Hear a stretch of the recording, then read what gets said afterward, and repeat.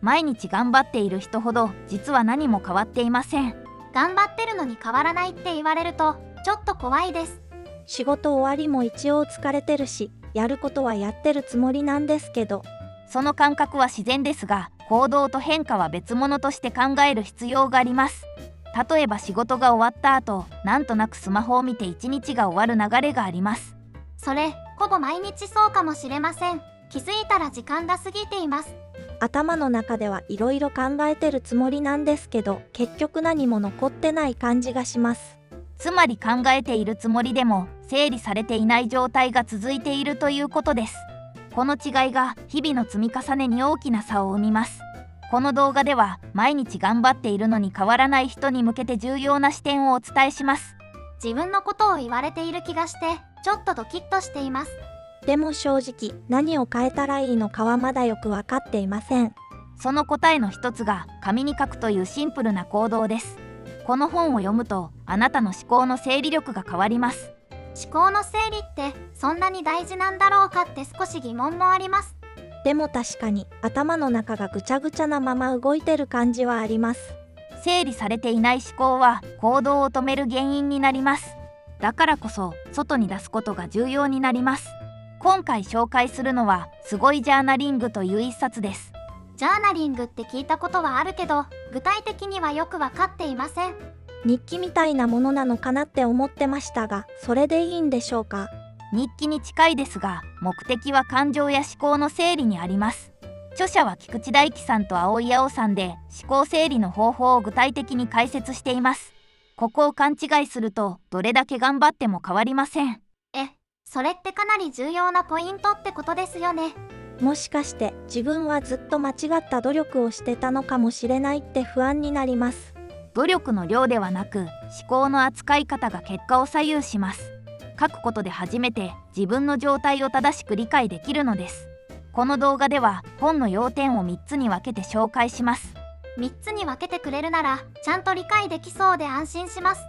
自分でも実践できる形で知れたらいいなって思っています。会社員の現実を変える一冊として日常にすぐ使える形でお伝えします。この本は紙に書くことで思考を整理し、行動を変える方法を解説しています。紙に書くことで変わると言われても正直あまりイメージができていません。頭の中で考えるのと書くのってそこまで違いがあるものなんでしょうか。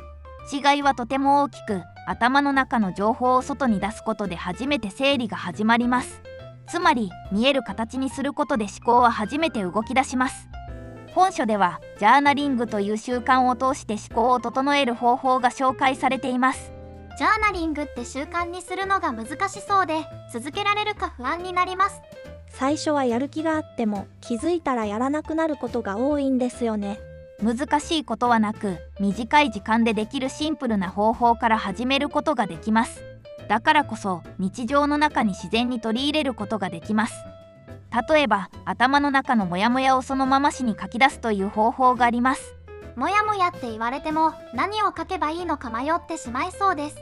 書こうとしても言葉にならなくて結局やめてしまうことが多いです。うまく書こうとしなくても大丈夫で、そのままの言葉を書けばいいのです。考えを整えることより出すこと自体が重要になります。この本では書くことで感情や思考を客観的に見ることができると説明されています。自分の考えを客観的に見るってどういう感覚なのかまだよくわかりません。いつも頭の中でぐるぐるしているだけで距離を取るのが難しいです。紙に書くことで自分の思考を外から見るような状態を作ることができます。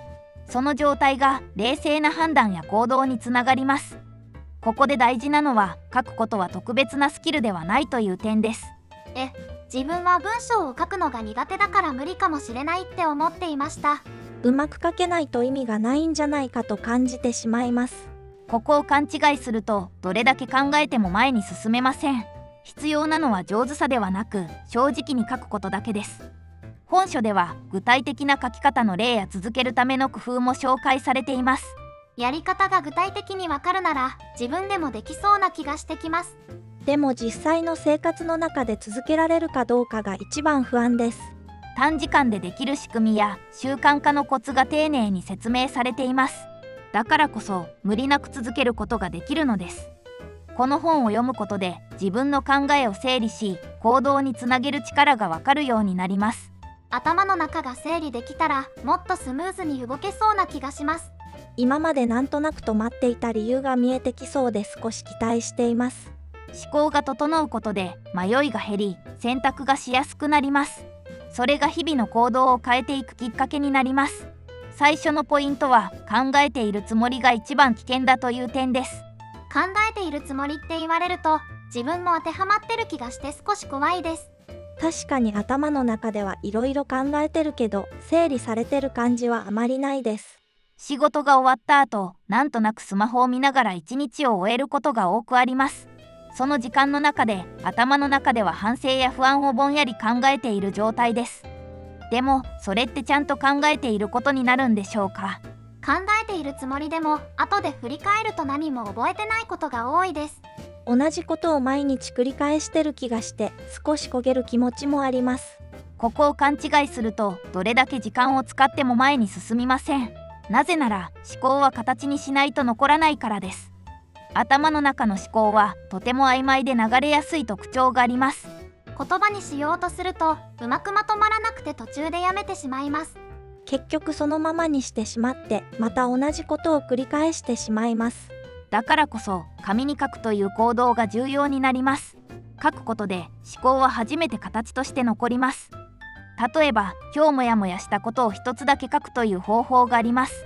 一つだけならできそうな気もするけど何を書けばいいか迷いそうです。ちゃんと書かなきゃと思うと手が止まってしまうことが多いです。大事なのはうまく書くことではなく、そのまま書くことです。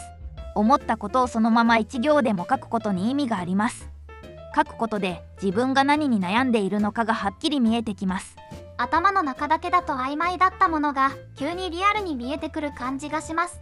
自分の中にこんな考えがあったんだと気づくこともありそうです。それが次の行動を考えるための材料になります。だから書くことは行動のスタートになります。最初から長く書く必要はなく、3分でも十分です。3分ならできそうだけど続けられるかはやっぱり不安です。どうしても疲れていると何もしたくない日もあります。だからこそハードルを下げて短くすることが大切です。短いからこそ習慣として続けることができます。この小さな習慣が思考の質を少しずつ変えていきます。少しずつでも変わるならやってみたい気持ちはあります。今まで何も変わらなかった理由が少し分かった気がします。考えるだけで終わる状態から行動につながる状態に変わります。それが日常を変える最初の一歩になります。2つ目のポイントは、反省は頭の中でやるものではないという点です。反省って普通は頭の中で振り返るものだと思っていました。仕事でミスした時も帰り道にずっと考えていることが多いです。上司に言われたことを思い出して何度も同じ場面を繰り返しています。でもそれで変わったかというと、正直あまり変わっていない気がします。それって反省しているつもりで実は整理できていない状態です。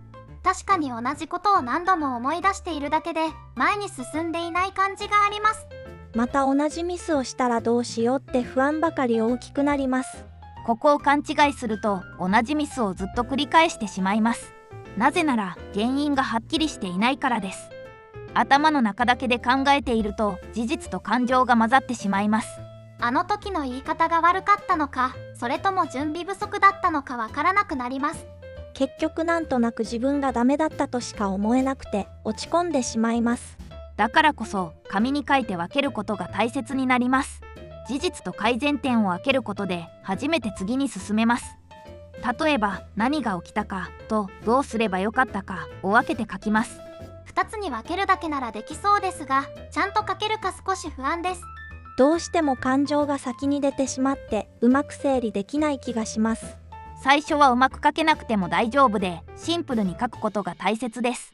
事実はそのまま、改善は一つだけ書けば十分です。書き出してみると自分が思っていたよりも原因がはっきりします。頭の中でぼんやりしていたことが急に具体的に見えてくる感じがします。もしかしてそこまで難しい問題じゃなかったのかもって思えるかもしれません。それが次の行動を決めるヒントになります。だから反省は書いて初めて意味を持ちます。反省を習慣にすると同じミスを減らすことができます。今までなんとなくで終わっていたことがちゃんと積み重なりそうです。少しずつでも成長している実感が持てたら嬉しいです。書くことで改善が具体的な行動に変わります。それが日々の仕事の質を上げていきます。難しく考えずに、まずは2行だけ書くことから始めます。2行だけならできそうですが、忘れてしまいそうな気もします。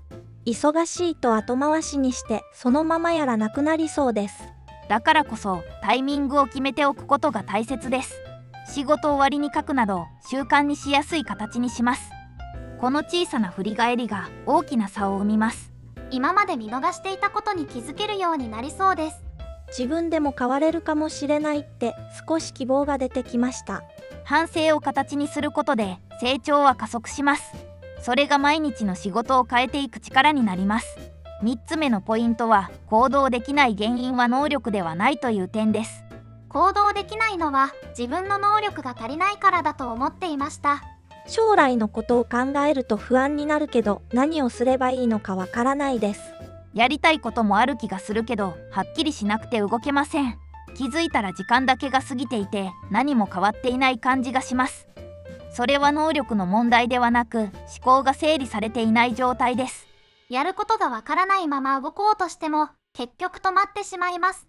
考えれば考えるほど余計にわからなくなってしまうこともあります。ここを勘違いすると、ずっと準備のままで終わってしまいます。なぜなら、方向が決まらないと行動はできないからです。だからこそ、自分の理想を紙に書き出すことが大切になります。理想って言われても、ぼんやりしていてうまく書ける気がしません。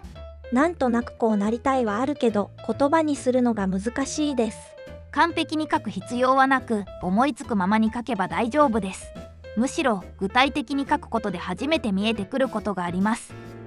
例えば、自分の理想の一日をそのまま書いてみます。朝起きてから夜寝るまでを想像するって少し面白そうです。でも現実と違いすぎて逆に落ち込んでしまわないか心配です。理想を書くことは現実とのギャップを知るためのものです。その差がこれからやるべきことを教えてくれます。書いてみると自分が大事にしたいことがはっきりしてきます。なんとなく思っていたことが少しずつ形になっていく感じがします。自分はこうしたかったんだって気づけるかもしれません。それが行動の方向を決めるヒントになります。だから理想を書くことは未来を決める作業になります。次にその理想に近づくための最初の一歩を決めます。いきなり大きなことをやろうとして結局できなかった経験があります。やる気だけで終わってしまうことが多くて少し悔しい気持ちもあります。だからこそ小さな一歩だけに絞ることが大切です。一歩が決まれば行動は一気に現実的になります。例えば明日できることを一つだけ決めて書きます。一つだけならできそうですが、それでも忘れてしまいそうです。やることを決めても実際にやるかどうかは別の問題な気がします。書くことで意識に残りやすくなり、行動の確率が上がります。だから書くことは行動を引き出すスイッチになります。この流れを繰り返すことで少しずつ現実が変わっていきます。いきなり大きく変わるわけじゃないけど、確実に進んでいる感じがします。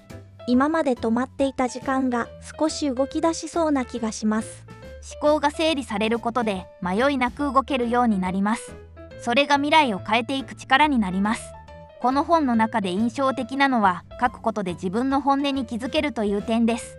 本音って言われると、普段あまり意識していない気がします。なんとなく思ってることはあるけど、はっきり言葉にしたことは少ないです。多くの人は自分の本音に気づかないまま日々を過ごしています。その状態ではどれだけ考えても方向は見えてきません。例えば仕事が辛いと感じている場面があります。ただ忙しいだけなのか、それとも人間関係なのかよくわからないです。なんとなく嫌だなと思いながら毎日そのまま過ごしてしまっています。その曖昧な状態が続くとずっと同じ場所で止まり続けてしまいます。だからこそ書くことでその正体をはっきりさせる必要があります。紙に書いてみると、なぜ辛いのかが少しずつ見えてきます。上司の言い方なのか、自分の準備不足なのかが分かれてきそうです。今までは全部まとめて嫌だと思っていた気がします。このように分けて考えることで問題が具体的になります。それが解決の第一歩になります。ここで大事なのは正しい答えを書こうとしないことです。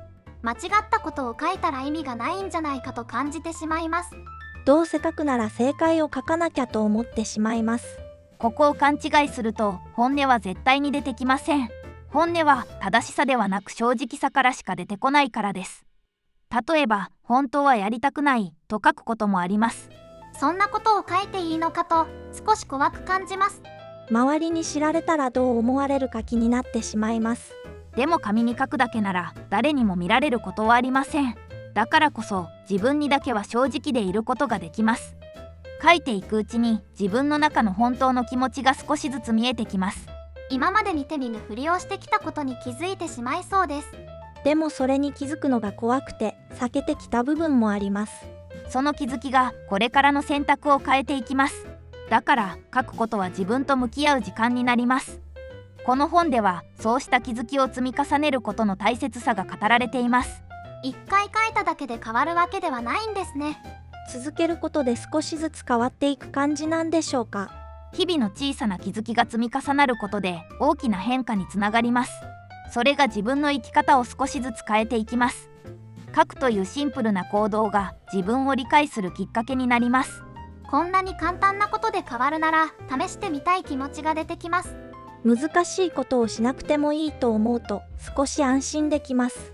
自分の中にある答えに気づくことができるようになります。それがこれからの行動を支えてくれます。この本の内容は日常のちょっとした時間でもすぐに活かすことができます。忙しいと何か新しいことを始める余裕がないと感じてしまいます。仕事が終わると疲れていて結局何もせずに終わる日も多いです。だからこそ短い時間でできる方法がとても重要になります。ジャーナリングはその場ですぐに始められる行動です。例えば仕事が終わった後に3分だけ時間を取ります。3分ならできそうですが、その時間すら面倒に感じる日もあります。帰ったらすぐにスマホを見てしまってそのまま時間が過ぎてしまいます。だからこそやるタイミングをあらかじめ決めておくことが大切です。座ったらすぐに書くなど流れの中に組み込みます。その時に書く内容はとてもシンプルで大丈夫です。何を書けばいいか迷って結局やらなくなりそうで不安です。ちゃんと書こうとするとハードルが高くなってしまいます。今日感じたモヤモヤを1項だけ書くだけで十分です。それだけで思考は少しずつ整理されていきます。この習慣は仕事の場面でも大きく役立ちます。仕事中にモヤモヤすることはよくありますが、そのままにしてしまいます。忙しいとその場で考える余裕もなく流してしまうことが多いです。この本の内容は仕事終わりの振り返りのような場面でも役立ちます。書くことで次にどう動くかが明確になります。例えば上司に指摘されたことを書き出してみます。その時の気持ちが先に出てしまってうまく整理できない気がします。悔しさや不安が混ざって何が問題だったのかわからなくなります。だからこそ事実と改善点を分けて書くことが重要です。それだけで次にやるべきことがはっきりします。ここで大事なのは完璧にやろうとしないことです。ちゃんと続けなきゃと思うと逆にプレッシャーになってしまいます。一度サボるともうやらなくなってしまいそうで不安です。ここを勘違いすると習慣は長続きしません。大切なのはできる範囲で続けることです。例えばできない日は1項だけでも問題ありません。それなら気持ち的にも楽に続けられそうな気がします。ゼロじゃなければいいと思えると少し安心できます。小さく続けることが結果的に大きな変化につながります。それが習慣の力になります。さらに将来について考える時間にも生かすことができます。将来のことは考えたいけど何から始めればいいか分かりません。不安だけが大きくなって結局何もできないことが多いです。この本の内容は将来に迷っているような場面でも役立ちます。理想を書き出すことで方向が少しずつ見えてきます。まずは理想の一日を書いてみるところから始めます。理想を書くのは少し恥ずかしい気もします。現実とのギャップを見て落ち込んでしまいそうです。でもそのギャップが行動のヒントになります。だからこそ書くことが大切になります。このようにジャーナリングはあらゆる場面で使えます。こんなにシンプルなのにいろんな場面で使えるのは意外です。特別な道具もいらないので、すぐに始められそうです。書くことで思考と行動がつながるようになります。それが日常を少しずつ変えていきます。ここまで書くことで思考と行動が変わる理由を見てきました。正直、こんなにシンプルな方法で変わるのかと少し驚いています。今までいろいろ試しても続かなかったので、少し不安もあります。この本が伝えているのは特別なことではなく小さな習慣の積み重ねです。だからこそ誰でも始めることができます。今回のポイントは3つありました。なんとなく理解できた気はするけど、ちゃんとできるかはまだ不安です。頭では分かっても行動に移すのが一番難しいと感じています。1つ目は考えているつもりをやめて書くことです。2つ目は反省を頭の中ではなく紙に出すことです。そして3つ目は理想を書いて行動を決めることです。どれも難しくはないけど、続けるのが大事そうだと感じました。少しずつでも続けられたら変われる気がしてきます。この考え方を知らないまま努力すると遠回りになります。だからこそまずは書くことから始めることが重要です。書くことで自分の思考がはっきり見えるようになります。今まで曖昧だったことが少しずつ整理されていきそうです。それだけでも日々のストレスが減りそうな気がします。思考が整うことで行動が自然に決まるようになります。それが結果を変える大きなきっかけになります。この本は会社員の日常にそのまま使える内容になっています。自分の生活にそのまま当てはめて考えられるのが良いと思います。難しい理論ではなく、すぐに試せる内容なのが助かります。会社員の現実を変える一冊として多くの人に役立つ内容です。だからこそ今すぐ試してみる価値があります。ここまで聞いて何か一つでも試してみようと思えたら十分です。全部やろうとすると結局何もできなくなりそうです。まずは一つだけなら自分でもできそうな気がします。今日は5分でいいので今日のモヤモヤを1項だけ書いてみてください。その一歩がこれからの変化につながります。この本を読んだ方はぜひコメント欄で感想を教えてください。チャンネル登録も忘れなく。